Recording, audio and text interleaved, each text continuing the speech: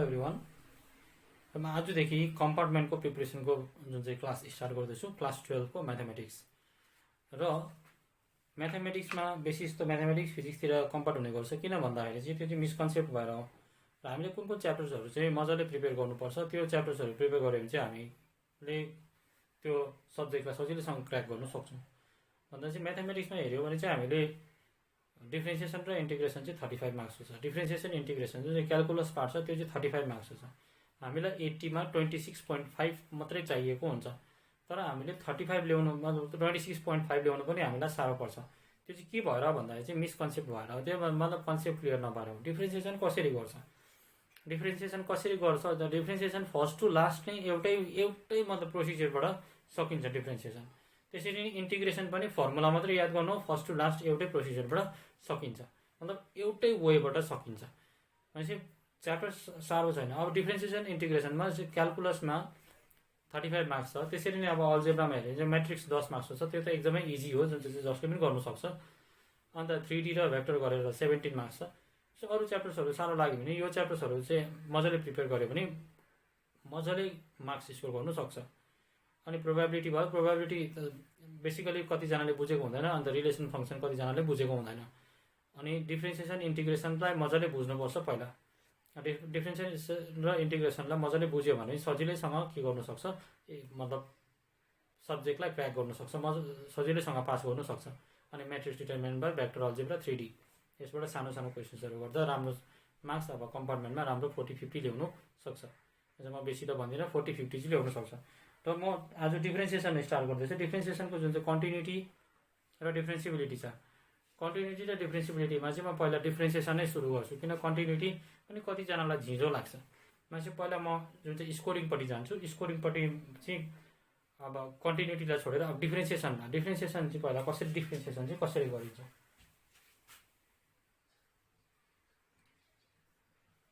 Differentiation, यो differentiation class 11 फिजिक्सदेखि पढ्दै आएको, जो चाहिँ कमर्स स्टुडेन्ट छ उनीहरूले त पढेन। तर डिफ्रेन्सिएसनमा चाहिँ के हुन्छ त भन्दाखेरि चाहिँ यसलाई डी बाई डिफ्रेन्सिएसनमा rate of change of quantity with respect to another quantity भयो। यो चाहिँ rate of change of quantity with respect to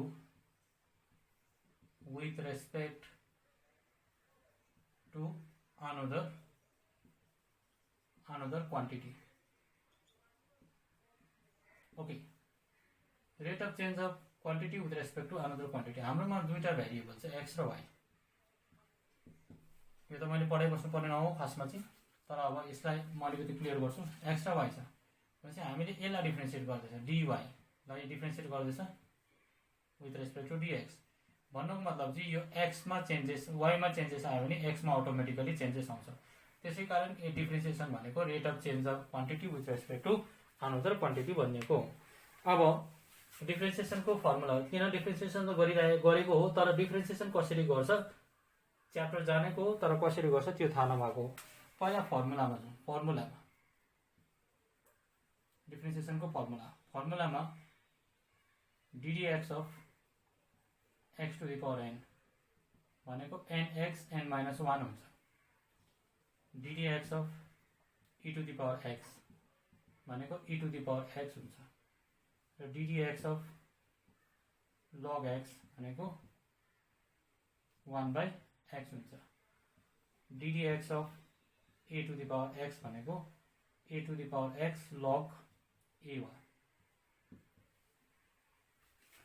त्यसरी ddx of sin x, differentiation of sin x भनेको cos x हुन्छ। डिफ्रेन्सिएसन अफ cos x भनेको minus sin x हुन्छ। Differentiation of tan x भनेको sec square x हुन्छ। Differentiation of sec x tan x हुन्छ। Differentiation of cot x minus cosec square x हुन्छ। Differentiation of cosec x भनेको minus cosec x cot x भयो। यो differentiation हामीलाई याद हुनु पर्यो। यो फर्मुला चाहिँ हामीले याद गर्नु पर्यो पहिला स्टार्टिङ, यो बेसिक फर्मुला भयो। अब हामीले यहाँ के देख्दैछ त भन्दा चाहिँ cos cot र cosec c c c यो तीनटा नेगेटिभ छ फर्मुला, बाँकी सब पोजिटिभ छ ट्रिग्नोमेट्रिक आइडेन्टिटिजमा हेऱ्यो भने। अब यसमा म सानो एउटा क्वेसन्स लिन्छु, क्वेसनबाट हामी डिफ्रेन्सिएसन कसरी गर्ने त्यो सिकिन्छ। यो फर्मुला एकदमै याद गर्ने।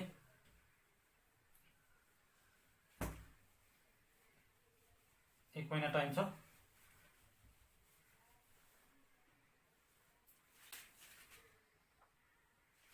कम्पोजिट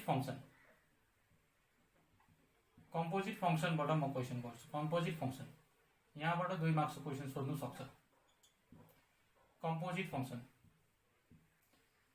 फंक्सनमा चाहिँ यस्तो दिएको हुन्छ, y इक्वल्स टु x मात्रै नदिएर x स्क्वायर मात्रै नदिएर यहाँनिर चाहिँ y equals to x square plus 1 अझै रुट हालिदिएको हुन्छ। भनेपछि यो कम्पोजिट भयो। y इक्वल्स टु x मात्रै छ भने यो एउटा सिम्पल फंक्सन हुन्छ, यसलाई सिधा डिफ्रेन्सिएट गर्न सकिन्छ। अब कम्पोजिट फंक्सनबाट क्वेसन छ, if y equals to sin x to the power 5 find dy by dx भनेको छ। अब सल्युसनमा हामीले के गर्नुपर्छ त भन्दाखेरि चाहिँ y equals to sin x to the power 5 छ। अब यसमा हामीले रुल पनि युज गर्न सकिन्छ, चेन रुल पनि युज गर्न सकिन्छ। तर चेन रुल युज गर्नुभन्दा बेटर चाहिँ हामीले यसरी डिफ्रेन्सिएट गर्यो भने हामीलाई छिटो पनि हुन्छ, अन्त यसमा केही डर छैन, यहाँबाट मार्क्स पनि ल्याउन सकिन्छ। So dy by dx equals to sin ddx of sin x square plus 5 sin x square plus 5। अब पहिला के गर्ने भन्दाखेरि चाहिँ डिफ्रेन्सिएट गर्दाखेरि यो डल्लै क्वान्टिटी यसलाई चाहिँ हामी बिर्सिदिउँ, sin x मात्रै छ भनेर सम्झिदिउँ। यो डिफ्रेन्सिएट गर्ने तरिका है, यो sin x मात्रै हो। What is the differentiation of sin x? sin x को डिफ्रेन्सिएसन cos x हुन्छ। cos x x भनेको x to the power 5 छ भनेपछि अब यो भित्रकोलाई पनि डिफ्रेन्सिएट गर्नुपर्छ। So ddx of x square plus 5 भयो। cos x स्क्वायर प्लस 5 हुन्छ र डिफ्रेन्सिएसन अफ यहाँनिर फर्मुला लगाउनु पर्यो, ddx of x to the power n भनेको nx n माइनस 1 यो फर्मुला लाग्यो x स्क्वायरमा, अनि ddx अफ c भनेको 0 हो, 5 भनेको कन्स्ट्यान्ट हो 0 भयो। भनेपछि यसको डिफ्रेन्सिएसन हुन्छ 2x to the power 2 minus 1 भनेको 2x भयो, प्लस यो हुन्छ 0। भनेपछि यसको डिफ्रेन्सिएसन हुन्छ 2x लाई अगाडि लेखौँ cos x स्क्वायर प्लस 5, यो सिम्पल डिफ्रेन्सिएसन भयो। त्यसरी नै अर्को example,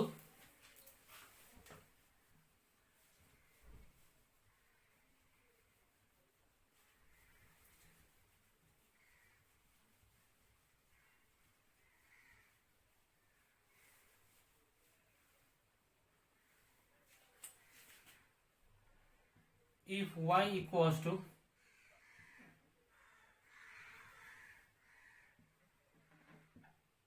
10 root under x square plus 5 find dy by dx। अब क्वेसन यस्तो छ, 10 root under x square plus 5 find dy by dx। भनेपछि अब हामीले यसलाई कसरी गर्ने? Solution y equals to 10 root under x square plus 5 differentiate dy by dx। अब यो कुरा कतिजनालाई याद हुँदैन, यहाँ y छ, राइट ह्यान्ड साइडमा जे छ त्यो चाहिँ यहाँ डिनोमिनेटरमा हुन्छ। राइट ह्यान्ड साइडमा x छ भनेपछि यहाँ पनि x। This equals to ddx of 10 root under x square plus 5 भयो। अब पहिला 10x को differentiation, what is the differentiation of 10x? 10x भनेको सेक स्क्वायर x भयो, x स्क्वायर प्लस 5। अब डिफ्रेन्सिएट गर्नु पर्यो फेरि रुटलाई, root x, root x square plus 5 लाई डिफ्रेन्सिएट गर्नु पर्यो। अब हामीलाई थाहा भएको कुरा हो ddx of root under x भनेको 1/2 रुट अन्डर एक्स हो। त्यस्तै हिसाबले sec square root under x square plus 5।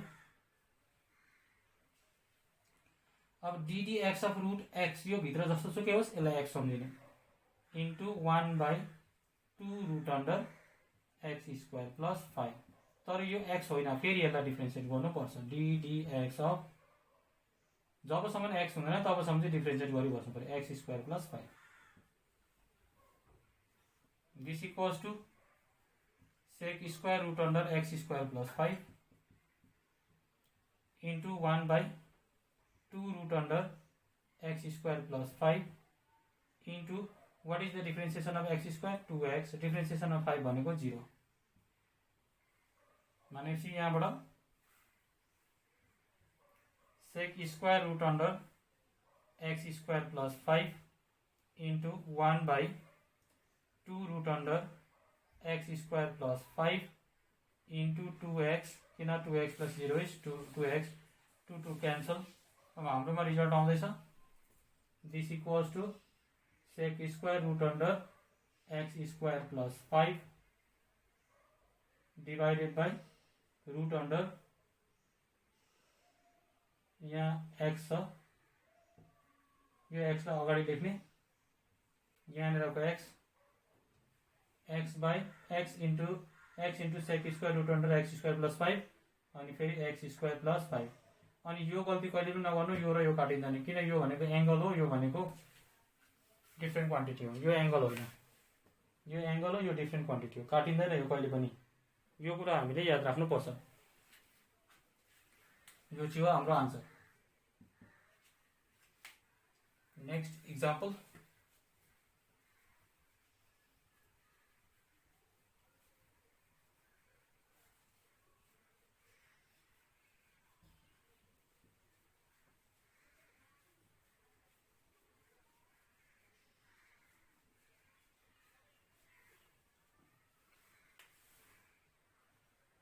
if y equals to sin x cube by cos x cube, find dy by dx। अब यो भयो कोसन्ट रुल। यो quotient rule हो, numerator पनि छ डिनोमिनेटर पनि छ। कोसन्ट रुलले के भन्छ भन्दाखेरि चाहिँ यदि y equals to u by v छ भने त्यतिखेर dy बाई dx निकाल्दाखेरि चाहिँ denominator differentiation of numerator minus numerator differentiation of denominator divided by denominator square भन्छ। त्यही यो रुल हामीले यहाँ फलो गर्नु पर्यो। अब solution y equals to sin x cube divided by cos x cube. Now quotient rule follow गरौँ dy by dx। अब डिनोमिनेटर त सबैलाई याद हुन्छ, यो cos x क्यूब हो। Denominator differentiation of numerator minus numerator differentiation of denominator divided by denominator square cos x cube whole square. अब differentiate गरौँ, यो cos x क्यूब डिफ्रेन्सिएसन को बाहिर चाहिँ यतिकै लेखिन्छ। यो त्यहाँबाट फेरि यो sin x क्यूब छ, sin x क्यूब यतिलाई चाहिँ x सम्झिने। पहिला sin x को डिफ्रेन्सिएसन हुन्छ cos x, तर फेरि यो क्यूब हो भने फेरि यसलाई डिफ्रेन्सिएट गर्नु पर्यो ddx of x cube minus यसरी नै यहाँनिर sin x क्यूब भयो। Differentiation of cos is minus sin x cube भयो। फेरि यो x क्यूबलाई डिफ्रेन्सिएट गर्नु पर्यो ddx of x cube divided by cos square x cube हुन्छ। cos x होल क्यूब भनेको cos स्क्वायर x क्यूब भयो। This equals to cos यसलाई multiply गर्दा cos स्क्वायर x क्यूब अनि x क्यूब को differentiation हुन्छ 3x square minus into minus plus sin square x cube, यसको differentiation हुन्छ 3x square divided by cos square x cube भयो, cos square x cube भयो।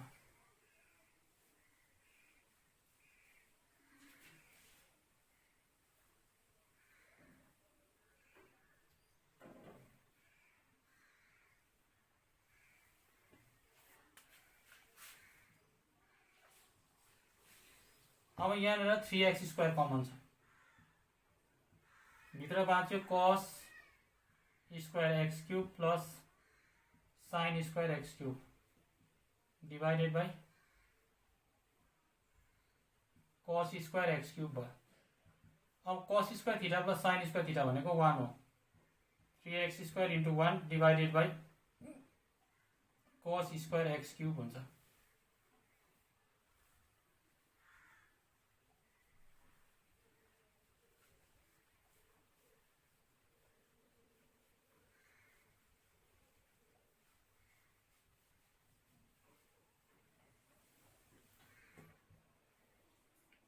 यो 3x square भयो, 1 by cos भनेको सेक हो, सेक स्क्वायर एक्स क्यूब भयो। यो चाहिँ आन्सर हुन्छ। र यसरी हामीले डिफ्रेन्सिएसन गर्नुपर्छ, चाहे जुनसुकै रुल होस्। त्यहाँनिर हामीले यहाँ कोसन्ट रुल लगायौँ, कोसन्ट रुलको भित्र हाम्रो चेन रुल पनि युज भइरहेको छ, तर हामीले चेन रुल नगरेर हामीले अर्कै मेथड यहाँनिर युज गऱ्यौँ। यहाँनिर के गर्यौँ भन्दाखेरि चाहिँ cos एक्स क्यूब थियो, यसलाई डिफ्रेन्सिएट गर्दा पहिला माइनस साइन एक्स गऱ्यौँ, त्यहाँबाट फेरि यो टर्मलाई पनि डिफ्रेन्सिएट गऱ्यौँ, डिडिएक्स अफ एक्स क्यूब। यसरी गर्नुपर्छ डिफ्रेन्सिएट गर्दा। डिफ्रेन्सिएसन चाहिँ खोल्दै जानु पर्यो, भित्र भित्र भित्र पस्दै जानु पर्यो, बाहिरदेखि डिफ्रेन्सिएट गर्दै जानु पर्यो। जस्तै अर्को एउटा example,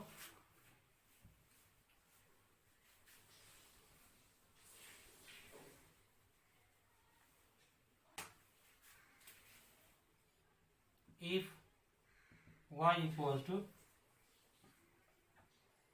root under 10x square, find dy by dx। अब यस्तो क्वेसन देख्ने बित्तिकै साह्रो भइहाल्छ, तर यसलाई एकदम सिम्पली गर्न सकिन्छ। सल्युसनमा y equals to root under 10x square।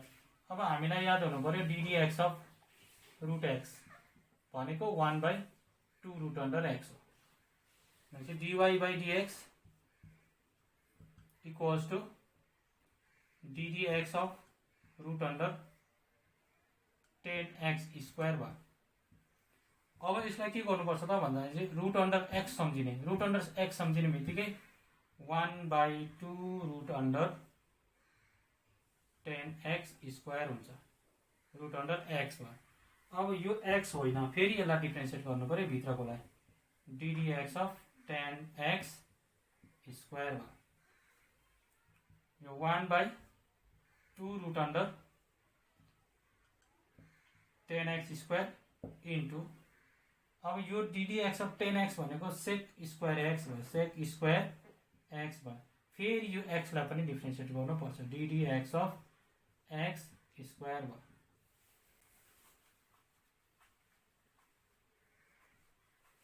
One by 2 root under 10x square sec square x square ddx of 2x square भनेको 2x भयो। अब सबैलाई मिलाएर लेखिदिने, दिस इक्वल्स टू यो 2 र यो 2 क्यान्सल भनेपछि इक्वल्स टू यहाँ कति आउँछ भन्दाखेरि चाहिँ x आउँछ पहिला, अनि sec square x square divided by root under 10x square आउँछ र डिफ्रेन्सिएट गर्दा यसरी गरिन्छ। र म आज यति नै गर्छु, अनि नेक्स्ट क्लासमा हामीले कसरी डिफ्रेन्सिएट गर्दाखेरि यसरी गरिँदो रहेछ हामी अझै यसलाई मजाले बुझ्नेछौँ। अनि प्रुफको केसहरू हुन्छ, इम्प्लिसिट फंक्सन कसरी गरिन्छ, लगरिदमिक फंक्सन कहाँ लाग्छ, लगरिदम कतिखेर लगाउनु पर्ने, एक्सपोनेन्शियल कतिखेर हुन्छ, प्यारामिटर कतिखेर हुन्छ, त्यो हामीले नेक्स्ट क्लासमा हामीले डिस्कस गर्नेछौँ। अब यदि तपाईँहरूलाई यो जुन चाहिँ कुरा चाहिँ यहाँ आज जुन चाहिँ एक्सप्लेन गरेको कुरा छ यसमा केही तपाईँहरूलाई प्रब्लम भयो भने तपाईँहरूले कमेन्ट गर्नु होला यसमा। अनि फर्दर भिडियोको लागि अनि कम्पार्टमेन्टको जुन चाहिँ फर्दर लेसनको लागि तपाईँहरूले च्यानललाई सब्सक्राइब गरिदिने। Okay, thank you.